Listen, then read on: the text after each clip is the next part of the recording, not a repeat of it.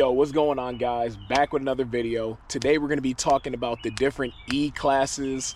Same video that we kind of did with the COK platform. Now we're going to do it with the E-class, more of the older ones, not the newer ones. Just not a fan of the newer Mercedes, but we're going to be talking about the E350, the E500, the E550, since I missed out on the COK 550 last video, the E55 AMG, and the E63 AMG. Obviously, like we did with the COKs, we're going to go over the differences, performance, reliability, ownership costs, so, you know, and which one I would personally buy, because there was one I was actually close to buying. So let's get right into it. Honestly, the E-Class is Mercedes' best platform.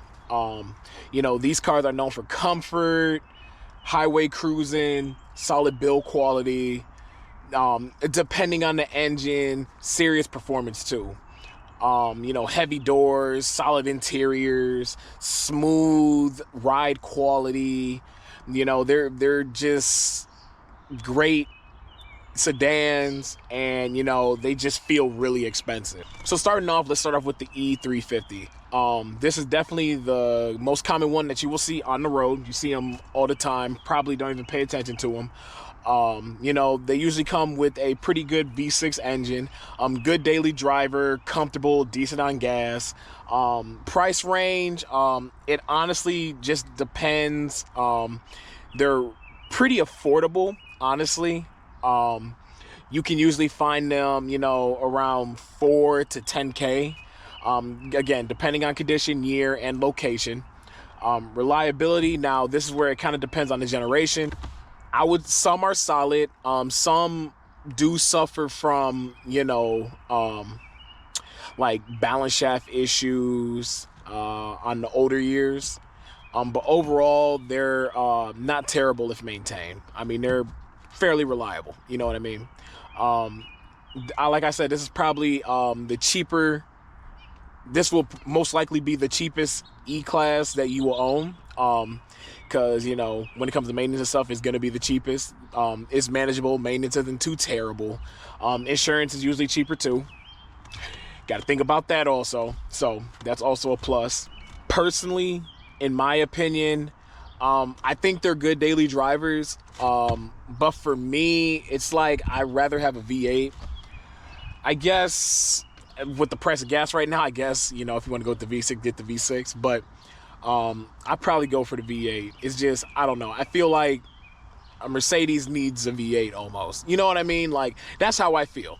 And that's me personally. But there's nothing wrong with getting the 350. Then the E500, you know, it has the same engine as the CLK 500, the M113 V8, you know, legendary bulletproof engine. You know, the price range, it just depends. I'll say between like 5 to 12K, depending on condition, mileage, and location. It's always going to matter.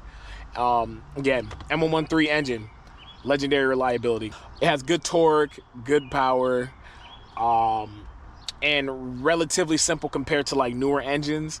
Always going to say that. I mean, it's just pretty obvious, you know what I mean? Ownership costs, you know, you're going to pay more than the 350, obviously. That's a given. You know, it's going to have bigger brakes, bigger engine, you know, more maintenance. That's just how it is. But honestly, still pretty good for a V8 luxury vehicle. Now let's go to the E550. The E550 is a pretty quick sedan. Just going to be flat out with it. The body styles are nice on the E550s. I do actually like their styling a little bit more, for sure. These cars definitely move.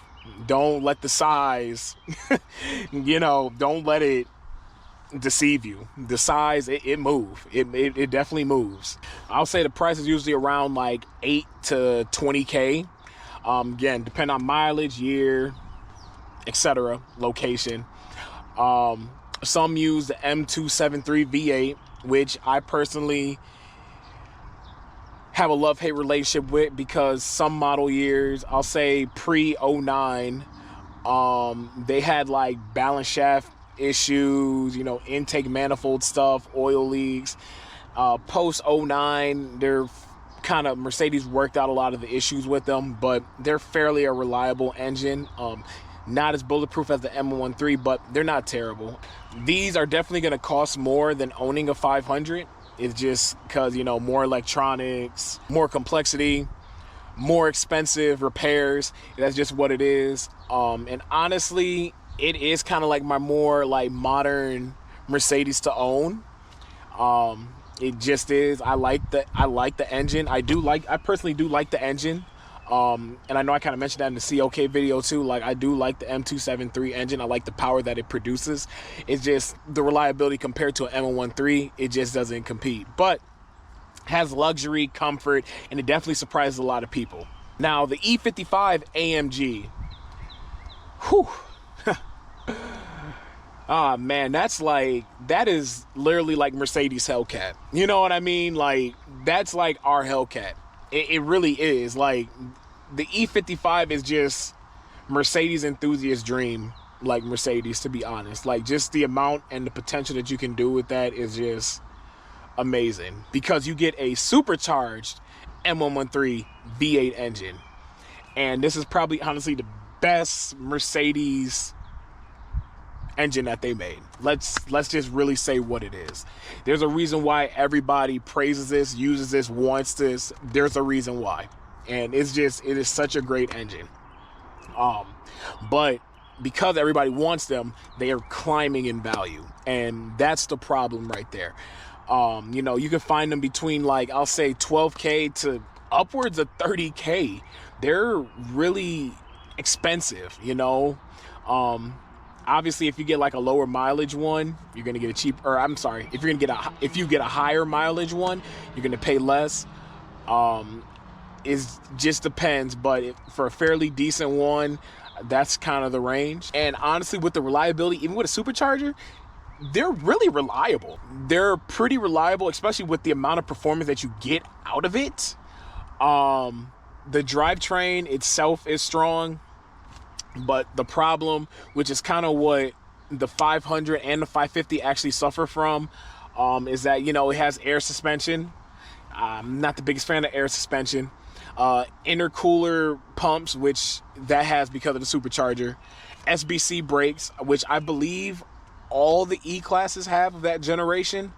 And then, you know, old AMG maintenance is like, But I mean, you know, that comes with the territory of owning an older German E55 AMG vehicle. Now, the ownership to own one is definitely up there. The cost definitely starts jumping up there for the ownership cost, but all in all, it's definitely worth it for what platform you have. You basically almost have like the holy grail of the Mercedes community V8 supercharged engine. So it's definitely worth it. Definitely a dream of mine to own one. We'll see what the future holds. Now, the E63 AMG. Now, the E63 is insane. It has crazy power, and depending on the generation, these cars are fast. Like, they're just monsters. They're literally like one of the fastest boats on wheels. Like, I'm gonna be completely honest with you guys. Like, the E63 is a monster. These can range between like 18K and upwards of 50K, depending on the generation. They are expensive to get before even ownership. Now, reliability, this is where I'm not sold on it fully. It comes with the M156 engine.